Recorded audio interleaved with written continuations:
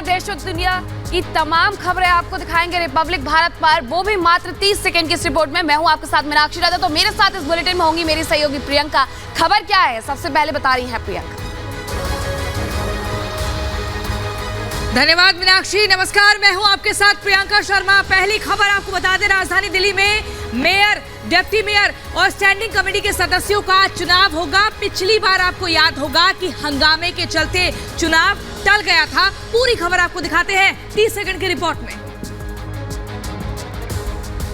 दिल्ली में आज एक बार फिर मेयर का चुनाव होगा, जिसके लिए सभी पार्टियों से जीते हुए 250 पार्षद doctor Shyama Prasad Mukherjee civic centre में इकट्ठा होंगे। ये भाई अपना खुद का सुपरमार्केट बना के महीने का 10 लाख कमा रहे हैं। हाँ, सिर्फ पैसे वाले नहीं, आप भी कर सकते हैं। फ्रीडम ऐप को अभी डाउनलोड कीजिए। और शहर के अगले महापौर का चुनाव करेंगे। मेयर के अलावा डिप्टी मेयर और स्टैंडिंग कमेटी के सदस्यों का भी चुनाव होना है, मगर इस बार भी मेयर चुनाव में हंगामे के पूरे आसार है। पिछली बार चुनाव प्रक्रिया के दौरान जिस तरह पार्षदों के बीच सदन के अंदर संग्राम हुआ, उससे तो ये साफ है कि इस बार भी राजधानी की ठंड के बीच चुनावी माहौल गर्म है। तो आज चुनाव होने वाले हैं और ऐसे में दोनों ही पार्टियां कह रही हैं कि उन्हीं की पार्टी से मेयर बनने वाला है, लेकिन चुनावों के बाद ही फैसला होगा कि आखिरकार इस बार मेयर कौन। 250 सदस्यों वाली एनसीडी में एकीकरण के बाद पिछले साल हुए चुनाव में आम आदमी पार्टी को सबसे ज्यादा 134 सीटों पर जीत मिली, तो वहीं 15 साल तक दिल्ली नगर निगम में सत्तारूढ़ बीजेपी को 104, कांग्रेस को 9 और अन्य को 3 वार्ड में सफलता हासिल हुई। संख्या के लिहाज से अपना मेयर बनाने के लिए भले ही आप कागजों में आगे दिख रही हो, मगर मनोनीतों के आने से बीजेपी की संभावनाएं भी उतनी ही मजबूत हैं और इसी के चलते मनोनीतों को लेकर आपका विरोध स्पष्ट है। तो आप सभी को याद होगा कि पिछली बार सदन में किस तरह से कार्रवाई के दौरान हंगामा हुआ था और इसी को खास ध्यान में रखते हुए इस बार तैयारियां काफी खास की गई हैं। ऐसे में कमांडो और वहीं जो कुछ वॉलंटियर्स हैं उनको भी रखा गया है, मार्शल के तौर पर तैनात किया जाएगा। पूरी खबर आपको दिखाते हैं इस रिपोर्ट में। दिल्ली के नए मेयर के लिए आज दूसरी बार चुनाव होगा। ये चुनाव 6 जनवरी को हुए उस भीषण हंगामे के बाद निर्धारित किया गया है, जब आप और बीजेपी के पार्षद आपस में बुरी तरह भिड़ गए। इस बार इसके लिए खास तैयारी की गई है। इसके लिए करीब 70 पुलिसकर्मी सिविक सेंटर में तैनात रहेंगे। वहीं सदन के भीतर 12 कमांडो और 70 सिविल डिफेंस वॉलंटियर मार्शल के तौर पर तैनात रहेंगे। सिविक सेंटर में पार्षदों की केवल उन गाड़ियों का ही प्रवेश होगा जो निगम द्वारा जारी स्टिकर को लेकर आएंगे। और रामचरितमानस पर जिस तरीके से बयानबाजी की गई सपा नेता के द्वारा, यानी कि स्वामी प्रसाद मौर्य के द्वारा, अब उनकी मुश्किलें दरअसल बढ़ते हुए नजर आ रही हैं। पहले भी उनके खिलाफ हजरतगंज थाने में शिकायत दर्ज और अब फिर से शिकायत दर्ज करवाई जा सकती है। देखिए ये पूरी रिपोर्ट। रामचरितमानस पर विवादित टिप्पणियों पर प्रतिबंध करने की मांग के बाद सपा नेता स्वामी प्रसाद मौर्य की मुश्किलें बढ़ती जा रही हैं। इस मामले को लेकर अखिल भारतीय हिंदू महासभा ने सपा नेता पर केस दर्ज कराने के लिए हजरतगंज कोतवाली में तहरीर दी है। हिंदू महासभा ने अपनी तहरीर में कहा है कि मौर्य के बयान से हिंदू धर्म के लोगों की भावनाओं को ठेस पहुंची है।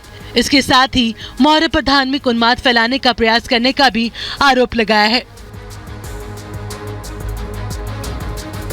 तो आपने देखा रामचरितमानस को लेकर देश भर के अलग अलग हिस्सों में किस तरीके से विवाद बढ़ता जा रहा है। ऐसे में मध्य प्रदेश के मुख्यमंत्री शिवराज सिंह चौहान ने राज्य में ये ऐलान किया है कि जितने भी सरकारी स्कूल हैं वहां पर गीता, रामायण और रामचरितमानस के प्रसंग पढ़ाए जाएंगे। पूरी खबर आपको दिखाते हैं 30 सेकंड की रिपोर्ट।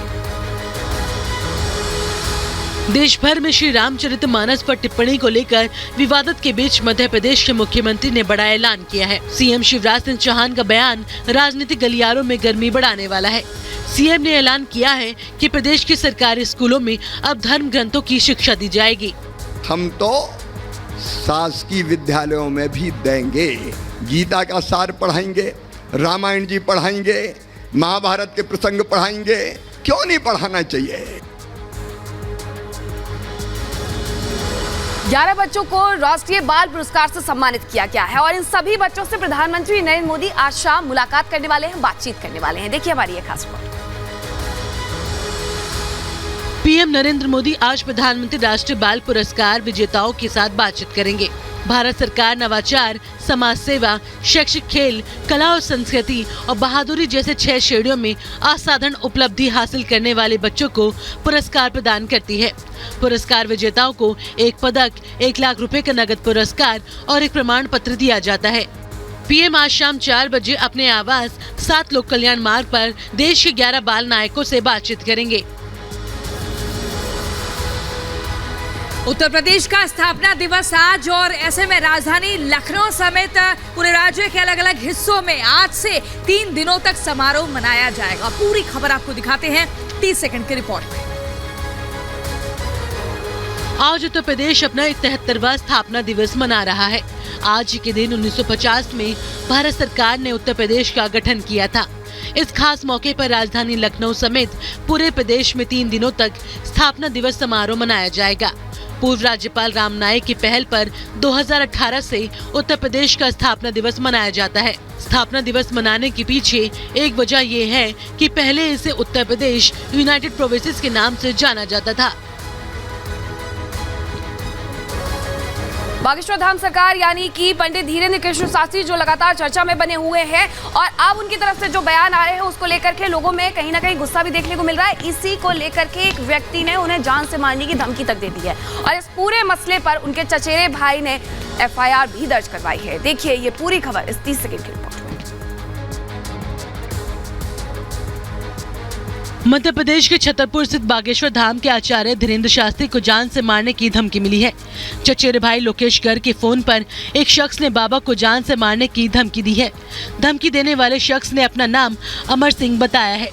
धमकी भरे कॉल आने के बाद अपने आप को बाबा का चचेरा भाई बताने वाले लोकेश गर्ग ने छतरपुर के बमीठा थाने में FIR दर्ज कराई है। ये कॉल 22 जनवरी की रात को 9:15 बजे आया था।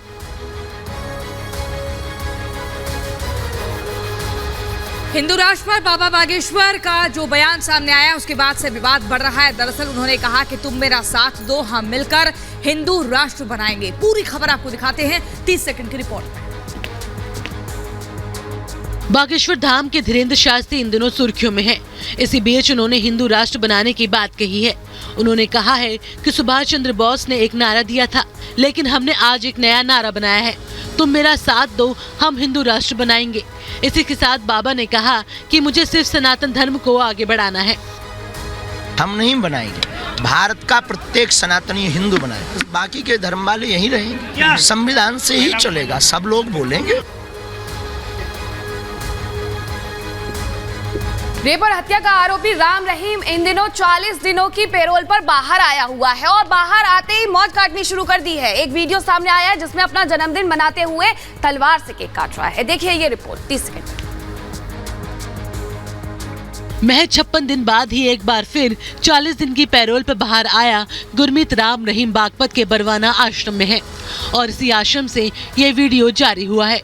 जैसे कि आप वीडियो में देख रहे हैं कि डेरा सच्चा सौदा प्रमुख राम रहीम के सामने 5 केक लाए जाते हैं, और इन केक को राम रहीम तलवार से काटता नजर आता है। खुद गुरमीत राम रहीम के मुताबिक दूसरे गद्दी शहंशाह सतनाम सिंह के अवतार दिवस के मौके पर 5 केक काटे गए। और अब अगली खबर आपको ऑस्ट्रेलिया से बताएंगे, जहां पर इस्कॉन मंदिर की दीवारों पर भारत विरोधी नारे लिखे गए, जिसको लेकर लगातार विवाद बढ़ा है, और ये लिखा गया खालिस्तानी जिंदाबाद। पूरी खबर आप देखिए इस रिपोर्ट में। ऑस्ट्रेलिया में लगातार मंदिरों पर हमले के मामले सामने आ रहे हैं, और मेलबर्न के अल्बर्ट पार्क में बने इस्कॉन मंदिर में भारत विरोधी नारे लिखे मिले। ये बीते 15 दिन में तीसरी घटना है। हमले को लेकर ऑस्ट्रेलिया के हाई कमीशन समेत हिंदू समुदाय के लोगों ने चिंता जताई है। ऑस्ट्रेलिया में ऐसा किया जा रहा है तो इसकी जिम्मेदारी वहाँ की सरकार की है। तत्काल इसके प्रभाव लेकर के उन अत्याचारियों को जो विरोध कर रहे हैं वहाँ खालिस्तानी, उनको तुरंत गिरफ्तार किया जाए। और अब खबर वाराणसी से है, जहां एक चर्च पर मंदिर के अपमान करने का दरअसल आरोप लगा है, और इस पूरे मामले को लेकर के कैंट थाने में तहरीर भी दी गई है। देखिए ये 30 सेकंड की रिपोर्ट। वाराणसी के सेंट मेरी कैथेड्रल चर्च की दीवार पर लगे शिलापट को लेकर हिंदूवादी संगठन ने आपत्ति जताई है। लोगों ने इसे सनातन धर्म के विरुद्ध साजिश बताया है। हिंदूवादी संगठन इसे लेकर आक्रोशित है। विवादास्पद शिलापट को लेकर सनातन भारत संस्था के लोगों ने कैंट थाने पहुंचकर लिखित में तहरीर दी है। इस सब चीज़ों को देखते हुए हम लोगों ने आए कैंट थाने पर, कैंट प्रभारी जी से हमने आग्रह किया कि मुकदमा दर्ज किया जाए। इनका पूरा हम लोग ने फोटोग्राफी किया था और एक पत्र भी दिया गया। अगली खबर राजस्थान के महारानी कॉलेज से, जहां पर बड़ा बवाल मच गया। दरअसल क्या हुआ, राजस्थान यूनिवर्सिटी के जो अध्यक्ष हैं निर्मल चौधरी, उनको मंच पर ही महासचिव ने थप्पड़ जड़ दिया। आखिर क्या वजह रही, आपको दिखाते हैं 30 सेकंड की रिपोर्ट। ये तस्वीर राजस्थान यूनिवर्सिटी के महारानी कॉलेज की है, जहां छात्रों के बीच जमकर मारपीट हुई। इस मारपीट की शुरुआत राजस्थान यूनिवर्सिटी के अध्यक्ष निर्मल चौधरी को पड़े इस थप्पड़ से हुई। इस थप्पड़ के साथ ही मंच पर ही दोनों के समर्थन आपस में भिड़ गए। मैं कोई गुंडा बदमाश थोड़ी हूँ। स्टूडेंट ने मुझे छात्र संघ अध्यक्ष चुना है, मैं इनके लिए सही दिशा में कार्य करूंगा। मैं मीडिया के माध्यम से बताना चाहूंगा कि जब तक मेरे शरीर में सांस चलेगी, चाहे गोली मार दो, मारपीट कर लो, मैं छात्र शक्ति के लिए, इनके उज्जवल भविष्य के लिए कार्य करूंगा। और स्पाइस जेट की फ्लाइट में घटना घटी है। दरअसल 2 क्रू मेंबर्स के साथ यात्रियों ने बदसलूकी की। उन यात्रियों को फ्लाइट से उतार दिया गया और साथ ही सिक्योरिटी के हवाले भी कर दिया गया। देखिए पूरी खबर इस 30 सेकंड की रिपोर्ट। दिल्ली से हैदराबाद जा रही स्पाइस जेट की फ्लाइट में कैबिन क्रू के साथ बदसलूकी का मामला सामने आया है। आरोप है कि यात्री ने कैबिन क्रू के साथ गलत व्यवहार किया। हंगामा होने के बाद आसपास बैठे लोगों ने मामले को शांत कराया। एयरलाइंस ने बताया कि पैसेंजर को जब रोका गया तो उसने पूरे कैबिन क्रू के साथ अभद्रता की। इसके चलते विमान में बोर्डिंग रोक दी गई। मामला बढ़ने पर कैबिन क्रू ने पायलट और सिक्योरिटी स्टाफ को इसकी जानकारी दी।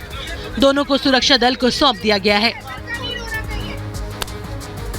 अगली खबर श्रद्धा हत्याकांड मामले में आज आरोपी आफ्ताब पूनावाला की साकेत कोर्ट में पेशी होगी। न्यायिक हिरासत जो है वो आज ही आफ्ताब पूनावाला की खत्म हो रही है। पूरी खबर देखिए इस रिपोर्ट में। दिल्ली के मेहरौली में हुए श्रद्धा वालकर हत्याकांड की पुलिस की जांच अभी भी जारी है। इस बीच जेल में बंद हत्याकांड के आरोपी आफ्ताब पूनावाला की न्यायिक हिरासत आज खत्म हो रही है। पुलिस आफ्ताब को आज साकेत कोर्ट में पेश करेगी। आफ्ताब ने अपने live in partner Shraddha Walker की पिछले साल 18 मई को हत्या कर दी थी। इसके बाद उसने श्रद्धा के शव के 35 टुकड़े कर दिए थे। 28 साल का आफ्ताब पूनावाला पिछले साल नवंबर से न्यायिक हिरासत में है।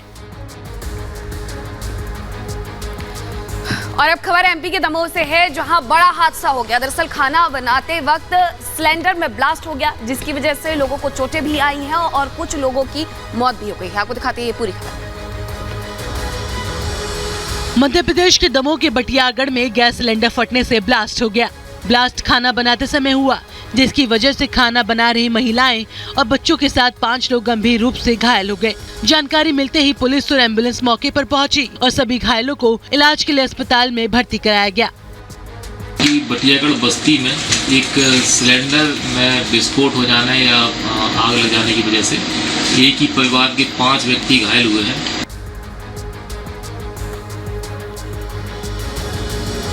तो चलिए अगली खबर अब आपको बहराइच से बताते हैं। दरअसल बहराइच में सड़क दुर्घटना का मामला सामने आया है और यहाँ पर जबरदस्त तरीके से ट्रैक्टर और ट्रॉली की टक्कर हो जाती है और इस भिड़ंत में एक युवक की मौत हो जाती है। पूरी खबर आप देखिए 30 सेकंड की रिपोर्ट। उत्तर प्रदेश के बहराइच में एक रोड एक्सीडेंट का मामला सामने आया है, जिसमें एक युवक की मौत हो गई। बताया जा रहा है कि ट्रैक्टर ट्रॉली और बाइक की आपस में टक्कर हो गई। इस हादसे में बाइक सवार 2 युवक बुरी तरह से घायल हो गए। अस्पताल ले जाते समय एक युवक की मौत हो गई, जबकि दूसरे का इलाज अस्पताल में जारी है। एक्सीडेंट हुआ था, इसमें एक ब्लड डेड आया हुआ है, उसको मर्चरी में बॉडी रखवा दी गई है और एक है बाकी वो ठीक है, उनकी स्थिति सही है। और खबर उत्तर प्रदेश के देवबंद से है, जहां पुलिस और बदमाशों के बीच मुठभेड़ हुई और इस मुठभेड़ में 25,000 के इनामी बदमाश को पुलिस ने गिरफ्तार भी कर लिया है। देखिए ये पूरी खबर इस वक्त।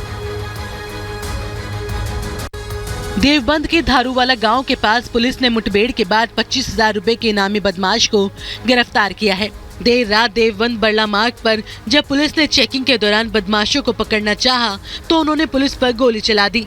पुलिस ने जवाबी कार्रवाई करते हुए गोली चलाई, जिसमें पैर में गोली लगने से बदमाश घायल हो गया। अपराधी था जिसने कि पुलिस पार्टी पर फायर किया और पुलिस ने पार्टी ने पीछा किया और दोनों पक्षों में फायरिंग हुई, जिसमें कि अपराधी को गोली लगी है।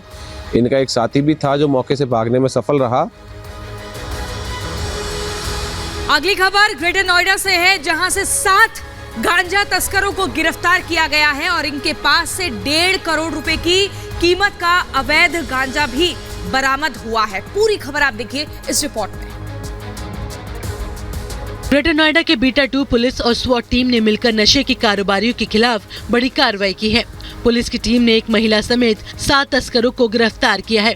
तस्करों से 1.5 करोड़ से भी ज्यादा कीमत के 502 किलोग्राम से भी ज्यादा के अवैध गांजा, 3 गाड़ियां और 6 मोबाइल फोन बरामद हुए हैं।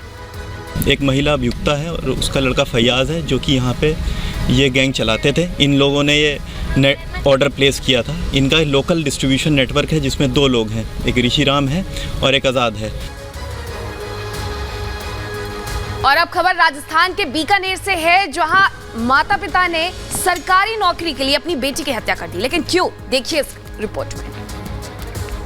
सरकारी नौकरी पाने के लिए व्यक्ति क्या क्या जतन नहीं करता, लेकिन राजस्थान के बीकानेर से जो खबर सामने आई है वो इंसान को झकझोर देने वाली है। यहाँ एक माता पिता ने सरकारी नौकरी परमानेंट के चक्कर में अपनी 5 महीने की मासूम बच्ची को नहर में फेंक दिया, जिससे बच्ची की मौत हो गयी। बाइक सवार ने, जिसमें एक महिला एक पुरुष थे, उन्होंने बच्ची को गिरा के रोड चले गए, जिसपे हमारी छत्तीसगढ़ पुलिस टीम ने काफी मशक्कत के बाद संसाधनों से बच्ची को निकाला था, जो मृत अवस्था में थी।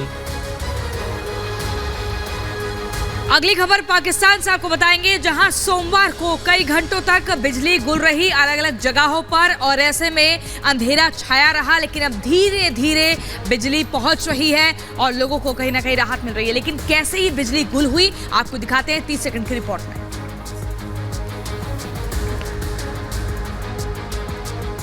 पाकिस्तान में सोमवार सुबह से ही बिजली व्यवस्था ठप हो गई। कई इलाकों में जनरेटर भी बंद हो गए, जिससे पाकिस्तान में हजारों मोबाइल टावर ईंधन और बैटरी की कमी के कारण काम करना बंद कर चुके हैं। बिजली संकट का असर करीब 40,000 मोबाइल टावरों पर पड़ा है। सबसे ज्यादा असर मेट्रो ट्रेन पर पड़ा है। 12 घंटे से ऊपर के बिजली संकट के बाद पूरे देश में अलग अलग फेज में बिजली सेवा बहाल की जा रही है। और अमेरिका में गोलीबारी की घटना थमने का नाम नहीं ले रही है। अमेरिका में एक बार फिर से गोलीबारी की गई है। ये गोलीबारी इस बार स्कूल में की गई है, जिसकी वजह से 2 छात्रों की जान चली गई, वहीं एक शिक्षक भी घायल है। देखिए ये पूरी खबर इस रिपोर्ट में। अमेरिका में गोलीबारी की घटना थमने का नाम नहीं ले रही है। आए दिन देश के अलग अलग हिस्सों से फायरिंग की खबरें सामने आ रही हैं। ताजा मामला आयोवा के डेस मोइनेस शहर का है, जहां स्कूल में गोलीबारी की घटना सामने आई है। दिन दहाड़े हुए इस फायरिंग में 2 छात्रों की मौत हो गई, जबकि गोली लगने से स्कूल में पढ़ाने वाला एक शिक्षक घायल बताया जा रहा है। वहीं पुलिस इस मामले में कई संदिग्धों को हिरासत में लेकर हमलावर की तलाश में जुटी है। अगली खबर पेरू से आपको बताते हैं, जहां लगातार सरकार विरोधी प्रदर्शन हो रहा है और ऐसे में प्रदर्शनकारियों ने सरकारी इमारतों पर पत्थर फेंके हैं। आपको दिखाते हैं पूरी खबर इस रिपोर्ट में। पेरू के राष्ट्रपति पेड्रो कैस्टिलो को पद से हटाए जाने के बाद सरकार के खिलाफ पिछले 1 महीने से भारी विरोध प्रदर्शन जारी है। राजधानी लीमा, अरेकिप्पा समेत देश के कई हिस्सों में लगातार पुलिस और प्रदर्शनकारियों में भिड़ंत की खबरें सामने आ रही है। इस दौरान प्रदर्शनकारियों ने पुलिस के एक अधिकारी को बंधक बना लिया। प्रदर्शनकारियों ने ये साफ कर दिया है कि वो मौजूदा राष्ट्रपति दीना बोलुआर्टे के इस्तीफे की मांग से पहले अपना प्रदर्शन खत्म नहीं करेंगे। और अब खबर पेरिस से है, जहां टॉपलेस होकर के महिलाओं ने विरोध प्रदर्शन किया है और इस दौरान कई महिलाओं को हिरासत में भी लिया गया है। लेकिन ये विरोध प्रदर्शन आखिरकार क्यों किया गया, देखिए ये पूरी खबर इस रिपोर्ट में। गर्भपात को संवैधानिक दर्जा देने की मांग को लेकर फ्रांस में सरकार के विरोध में हजारों महिलाओं ने प्रदर्शन किया है। अपना विरोध जताने के लिए राजधानी पेरिस की सड़कों पर महिलाओं के एक समूह ने टॉपलेस होकर मार्च किया। ये भाई अपना खुद का सुपरमार्केट बना के महीने का 10 लाख कमा रहे हैं। हाँ, सिर्फ पैसे वाले नहीं, आप भी कर सकते हैं। फ्रीडम ऐप को अभी डाउनलोड कीजिए।